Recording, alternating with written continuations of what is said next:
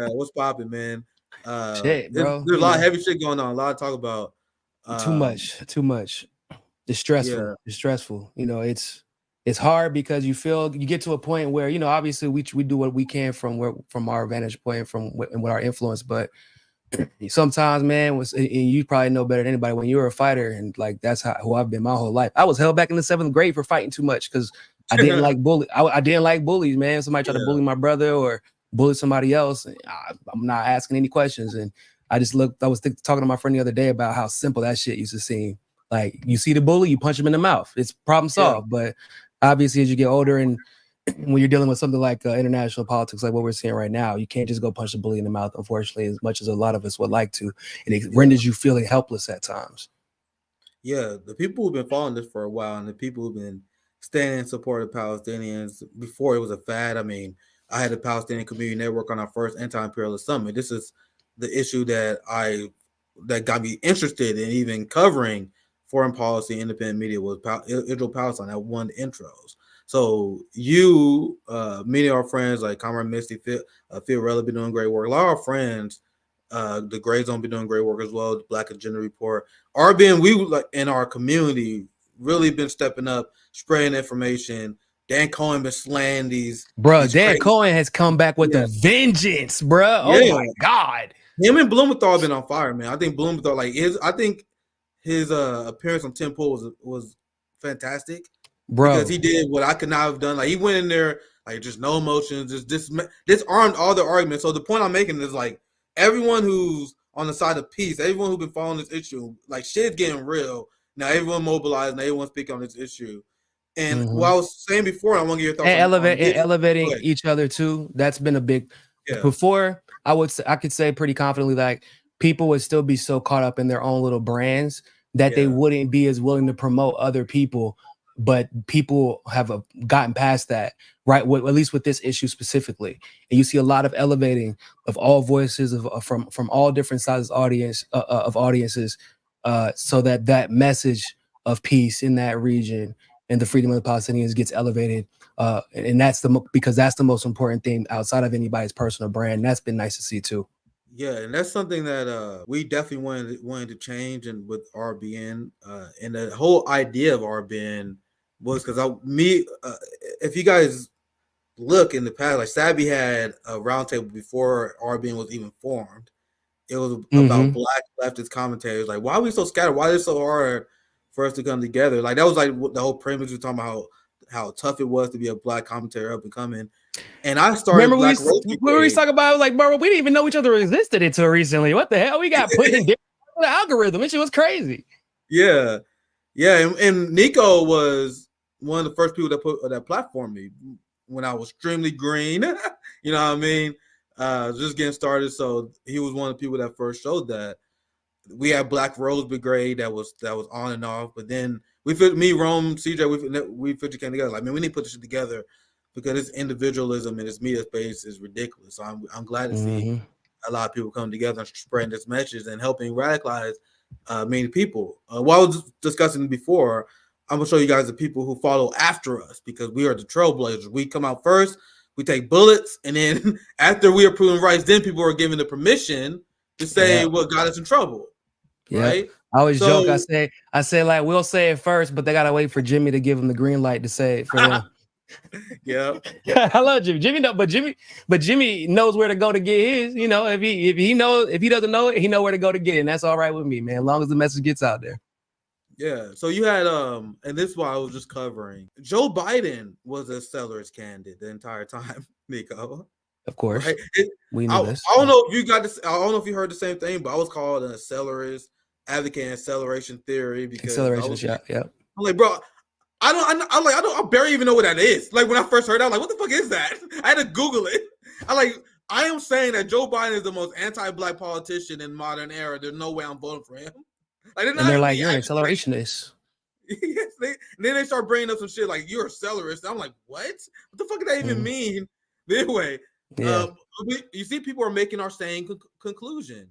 They're reaching our same conclusion. Look, the Muslim leaders say, regardless of the consequences, this is what got us called Red Brown Alliance. This is what got us ostracized from the Bernie community, the Bernie left, the progressive left. That what happened to you way before me. But when I start speaking out against it as well, I immediately canceled, ostracized by the same community for standing up for my community, saying there's no way in hell that I'm voting for Jim Crow Joe. The same way I didn't vote for Hillary Clinton. The only difference between 2020 and 2016, no one knew who I was. So no one gave a fuck. So as soon as I had a platform, I was like, all right, blacklist him, cancel him. He's red, brown, able to start lying about me, you know what I mean? Now they got the red light, Nico. Or the green light, rather. Yeah, the green light. Yeah, the green light. Yeah, they got the green light now. I saw CJ react to this, and it's unbelievable when I first saw this. But people are now getting it. The George W. Bush administration condemned the Israeli government for doing an airstrike in Gaza that took out one Hamas militant but killed 14 other civilians. Think about how disgusting and devolved our country has gone, where Joe Biden now can't outdo the war criminal George W. Bush, where George W. Bush has more morality than Joe Biden. Joe Biden is a disgrace, an absolute disgrace. Right. I will not be voting for Joe Biden under any circumstance. I don't care about any other policy that he is championing. Welcome to the club, man. So you finally got our invite. Interesting. Support a president who has greenlit the ethnic cleansing and genocide of Palestinians in the Gaza Strip. This, for me, is the red line. Get the fuck out of here. Now it is. Yep. Want me to tell you why? Want me to tell you why it's a red line for her now? Real talk. Like there's whenever you have, so like, for example, Candace Owens, one of her red lines is actually anyone who boosts the criminal justice system and bolsters the private prison industry, because she has a personal connection to it because of her brother that was victimized by it. She grew up in a family that had to deal with it, right? There are a lot of people who all of a sudden can't remember when Tommy Loren, for example, got the abortion issue right all of a sudden and got attacked by her colleagues for it. With Anna being Armenian, she understands what genocide looks like. She probably has had family members that were affected by genocide while everyone sat by silently. In the case of Armenians, just like with Palestinians, the US effectively sat by silently as Armenians were being slaughtered. So it would make sense that Anna finally, because before when it was about the economy, Anna gonna be all right, right? Yeah. If it was about opportunity, Anna gonna be all right. TYT was there. She had money, she had fame, she had popularity.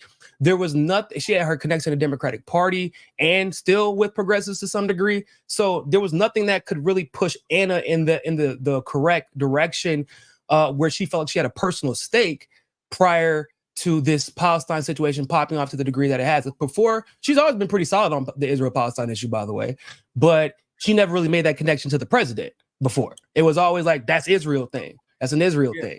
But with everybody pretty much knowing for a fact at this point that the United States is actively advocating for this ethnic cleansing. And by the way, I have a hotspot video dropping today specifically about the natural gas field and the fact that this ethnic cleansing seems like it actually might have been in the plans for the last year or so.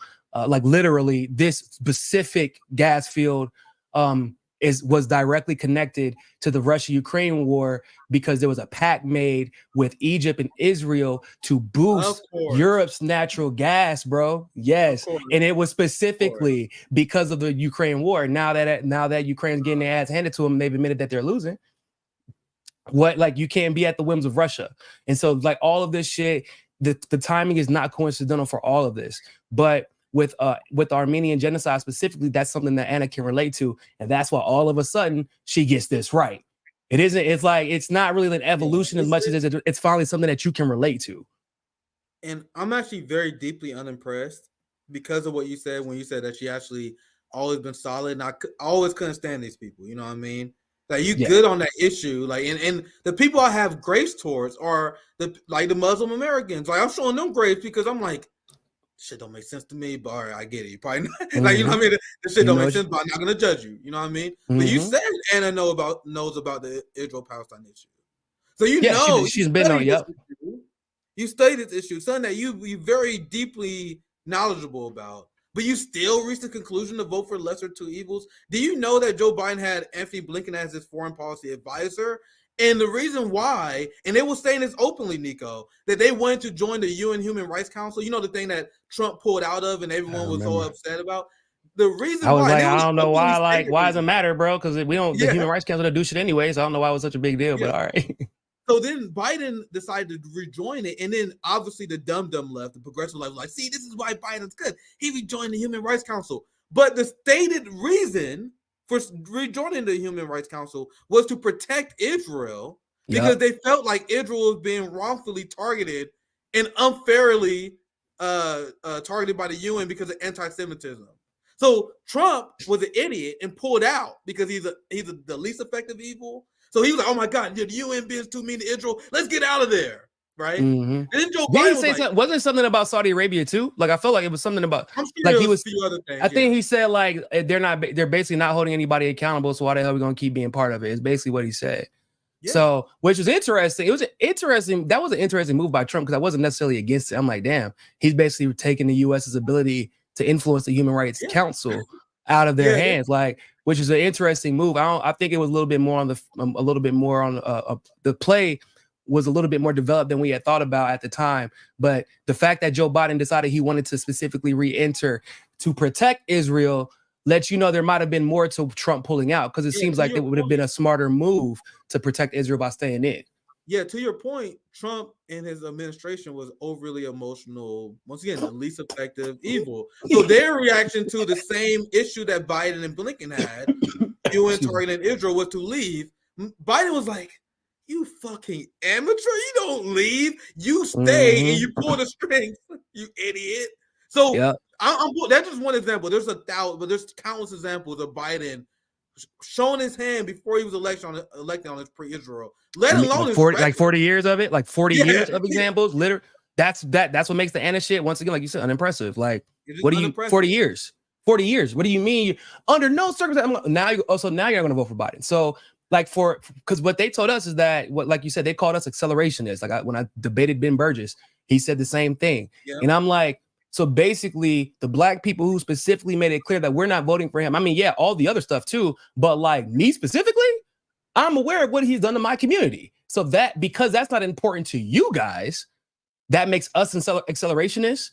But obviously, they don't have that same energy for Arab and Muslim Americans now, because obviously it would be way too unpopular, and we have the benefit of hindsight and all the other circumstances, like basically a lot, like letting people know, like, oh man, Biden really is a trash president overall, and this is just what was like the icing on the cake. But what you and I were basically trying to explain to people even back then was like, y'all keep trying to convince us that like not voting for Biden, and then of course that somehow meaning that Trump wins, is somehow worse, whenever we know that Trump is an incompetent evil.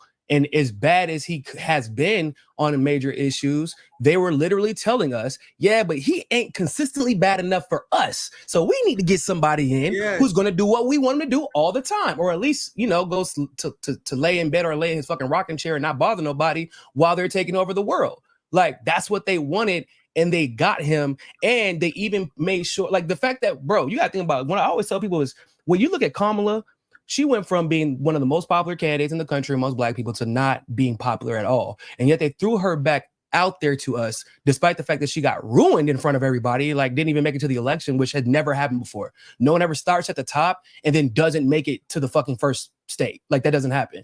And yet they were so dedicated to getting her in office and obviously getting Biden in office that they still put her back out there in front of us as his running mate, and said it's because they were trying to reach out, like, to get the black vote that supposedly had been lost already because she was that unpopular. Like, she went from like 90% to 2%, and that was a BET poll, bro. Like, but that just lets you know, like, these people they don't give a fuck.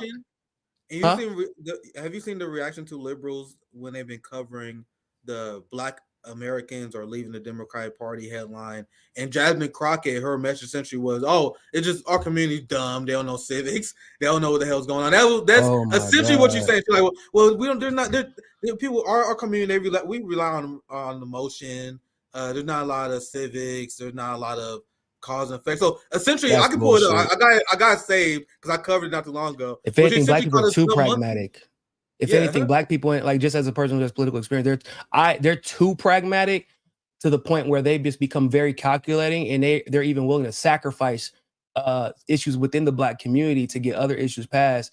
And like that's still problematic to me, but they're definitely not, the ones who are in politics are definitely not over emotional. Like they're very, very toxically pragmatic.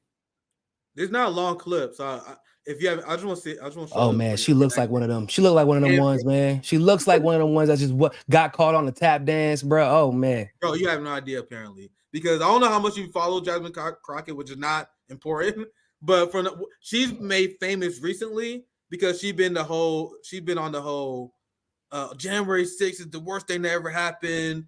We gotta protect Hunter Biden. She's the one that like the only thing Biden's guilty of is unequivocally is loving her son. Yeah, I saw that shit. Liberal shit, but she says it with Black vernacular. You know what I mean? She's very disgusting. Charismatic. Like I think no one can deny she's charismatic, but it doesn't work on us because she's a liberal. But I can definitely see how she can trick people. You know what I mean? So that's how she became a star. But now listen to this clip because I think this is very similar to what we're discussing. You made a great point earlier before I play it. How for some reason, like these people are not speaking up against the Arab Americans.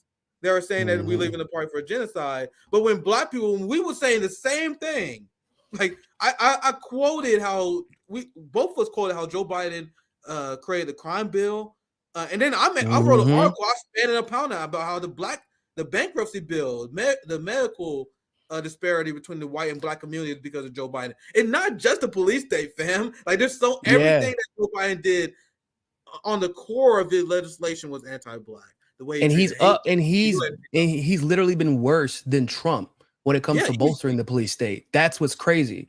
That is what, like, bro, like he is to the right of Trump on mass incarceration. Like at the bare minimum, at least Trump criticizes the 94 crime bill and understands how it was damaging, not just to the Black community, but really to communities in general. But Biden was like, actually, I'm proud of that bill. I'm proud of the legislation. And all the Black people in the caucus liked it. So don't get mad at me. It was them who did it. Like that's where Biden is at on crime. And yet people keep wanting to pretend like he was somehow better than Trump. And I'm like, bro, you ain't gotta like Trump to be like to say Biden is better than him, or to say that Biden's not better than him. It's just like that's a objective fact.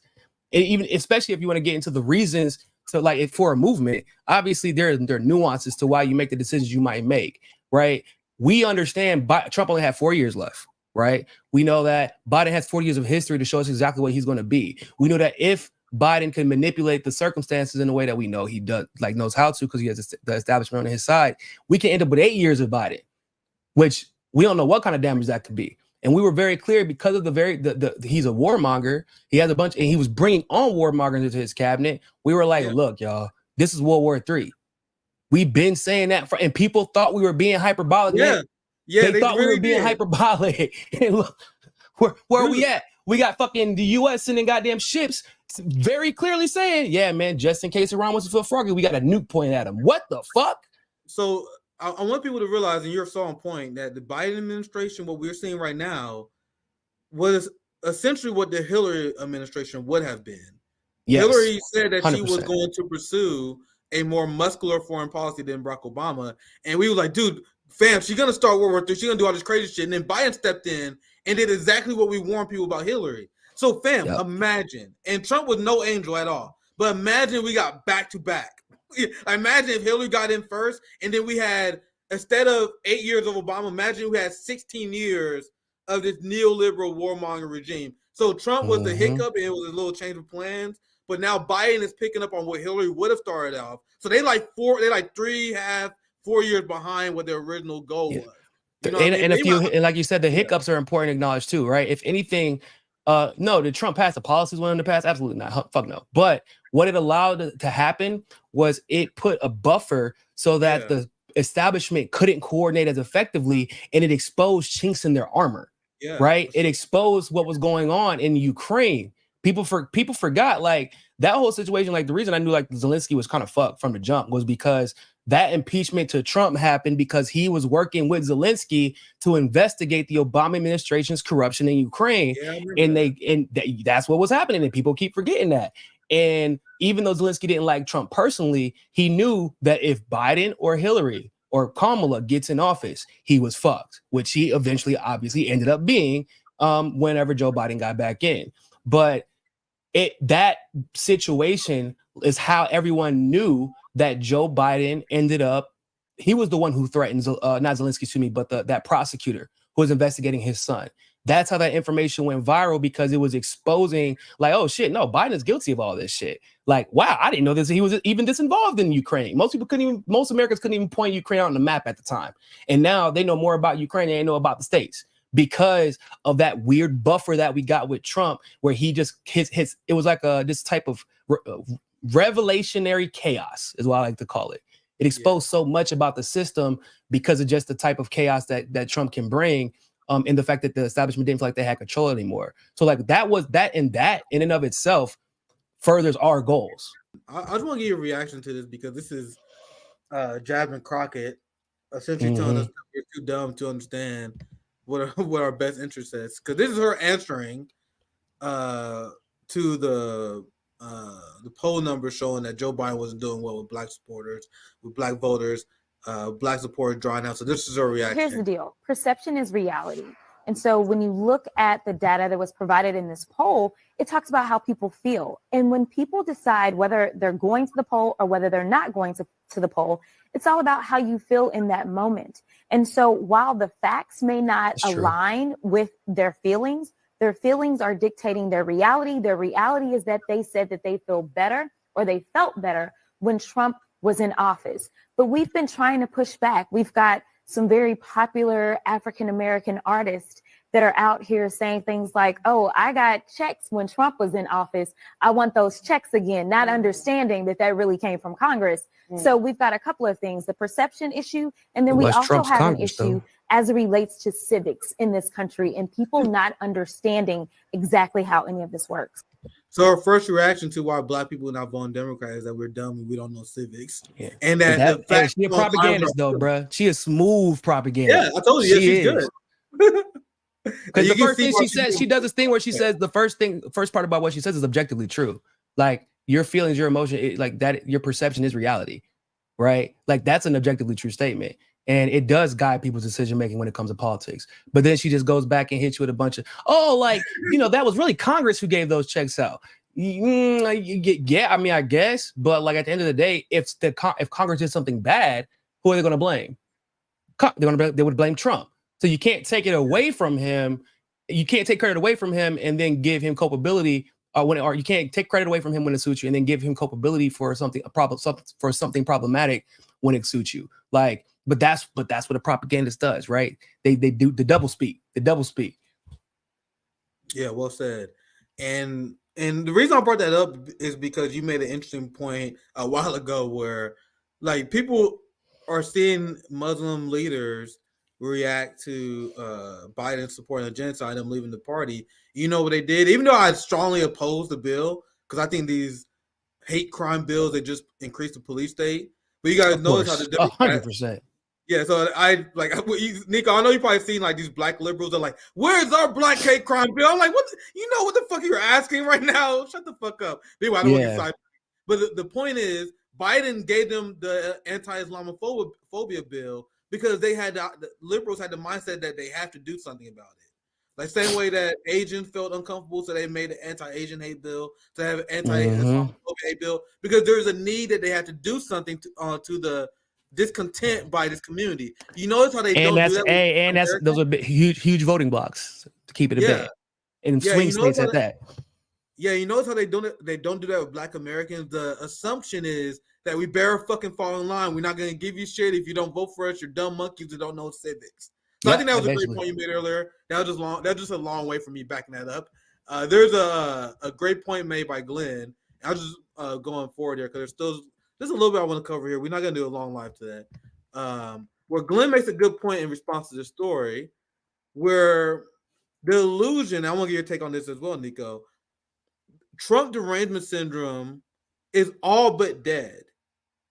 And this is now that Trump in our office, now that we've seen what happens after Trump, even people who disagree with us, who don't share our same sensitivities or our own politics, who they were still scared of Trump, after seeing Biden doing what he did, that completely destroyed lesser two evilism and Trump derangement. So I'll just read Glenn tweet and I'll get your point and we can move on. He said the Israel-Palestine issue has been on the back burner for many years now. So a lot of people who began paying attention to politics only due to Trump are getting their first real look at Israel and the full and limited support for it from Biden and Dems. And the reason why that's such a great point, because I'm sure there are many of these Muslim Americans and other people who started following politics. Because remember when they were like, Trump is going to do a Muslim ban. So then probably a lot of Muslim Americans like, oh shit, I need to start paying attention to politics. Mm-hmm. And they came in with the assumption, like I did when I was a teenager, that Democrats are better than Republicans. Then as they continue to follow politics post-Trump, they're like, oh shit, Democrats are doing the same shit Trump did. I didn't know that. But usually worse, right? That's how it usually goes. That's the craziest thing once again about the Democrats is everything that we had problems with Trump doing. For example, throwing kids in cages, even though he didn't throw as many in as Obama. And we were also said, I think we actually talked about that on the first stream I ever had you on, about the fact like y'all do know Biden was part of the administration that threw the most kids in cages, and like that's probably going to increase. But now people aren't going to call him out on it because they have Trump derangement syndrome and they believe that Trump is worse on immigration than Biden is. But yet here we are. But as far as what Glenn said about the Trump derangement syndrome, he's absolutely right. And this is interesting because I usually, like I said, I wouldn't really tell people to rely on their emotions as much because your emotions can be manipulated. But it's not that people, when they say people feel like things were better under Trump, that's not really what I don't think that's the right way to codify it. It's their instinct finally kicking in. That's what I feel like is happening across the board in the States because we're more inundated with information than we have ever been. And people are also much more stressed out from the circumstances in their lives that they know they can't know. Do they know the civics of it, bruh? There are motherfuckers who study politics 24/7 who still don't understand political civics. So like, let's get that straight, bruh. There are aspects of politics that I don't even understand, and I'm in the shit all the time. So like, that's a stupid excuse. Just because you can't explain something does not mean it's not real, right? Like, it's our job to explain it. They don't need to be able to explain it to understand what's happening to them. And what's happening to them is that they're realizing COVID happened. People started researching and doing everything. And they started seeing things. And they're like, okay, I'm going to keep this in my back pocket. This is some important information. And we're going to see how things play out. So you fast forward and people are like, shit, all those, because everybody assumes that the loudest people online are the ones who are influencing or who are the ones, they assume that the loudest people online, those people are the main opinion. That's what people think. But there are a lot more observers who never comment, who never tweet, but have accounts that they're just staring at everything. I know that because my friends' parents are like that, right? I know a lot of people were like that. My friends are like that. Well, they don't say shit, but they'll text me and ask me about something and give me their opinion on something. The loudest people online are just the most obnoxious. Trust me, I would know, and probably Nick too. We know that our job is to influence opinion of people who aren't really talking about it. And so those people are trusting their instincts. It's not their emotions. They're looking at their bank accounts. They're looking at these interest rates. They're looking at the prices of homes. They're looking at the cost of groceries. They're looking at the cost of energy. They're looking at what happened with the war in Ukraine. They're looking at how they're protecting Hunter Biden and giving excuses for him at the same time, trying to prosecute and persecute Trump for things that he didn't even do that were close to Hunter Biden. Hunter Biden smoked crack. Booking got $500,000 on unpaid tax. I mean, he's a crackhead. We really shouldn't forget that, like, he's a crackhead, right? Like, pedophilia, all kinds of shit. The felony gun charge, bro. If that was you or me, say Obama had a black son that got a felony gun charge, bro. Like, I don't even like Obama, but we know we know what it is, and so people are watching all this, and because of this effect that society has, where you feel like you're being judged more than ever now, like that's where we're at in the world. They don't tell people how they feel about these issues. But that doesn't mean they don't have opinions and that those opinions won't affect them at the ballot box. Just because you don't know how they feel about it doesn't mean that it's not. People online seem like they're more supportive of like Democrats or liberals, quote unquote. They seem like they're more supportive of Biden online. But why is it that the polls are saying otherwise? Right? How the hell has RFK Jr. caught up to him? Like, he's literally catching up to him. There should be no way in hell that RFK Jr. as an independent should be able to creep up on Biden every single week, especially when he damn near holds the same policy when it comes to Israel. He has the same beliefs when it comes to Israel, and yet Biden is suffering from Israel, the Israel issue, more than RFK is. But that's because it isn't just the Israel issue affecting them. It's everything, including Israel. And that's what, and so people's perception does influence their reality. And the perception is Biden has been shit and the country is going to hell and we're about to start World War III and they don't want their fucking kids going to fight in some rich fucking white man's war or Lockheed Martin's war.